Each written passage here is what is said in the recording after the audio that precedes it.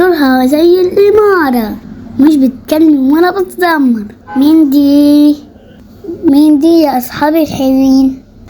النهاردة جايب لكم فزورة جديدة. حيوان رايق ولطيف، حيوان تطوير وكأنها برج. صراحة عمرنا سمعنا له صوت، ويحب ياكل ورق الشجر من فوق الشجر، ومش بيطير ومش بيجري بسرعة، بس لما يوصلك من فوق تحس اللي هو شايف العالم كله. يا ترى مين ده؟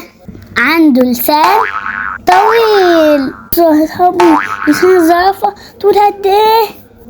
بيساعد يوصل للأوراق العالية، وعنده مرونة، يقدر يمسك الفروع ويسحبها عشان ياكل. لون اللسان ده كان عشان يحميه من أشعة الشمس، لأنه مكشوف طول الوقت.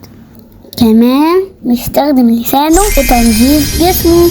لو عرفتوه اكتبوا في الكومنتات تحت. عرفتوه يا أصحابي؟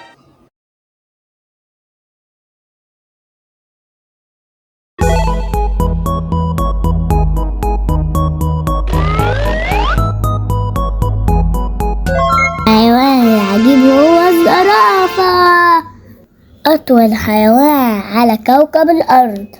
استنوني فيديو جديد. عسوني بحل يوم، اعملوا لايك واشتراك.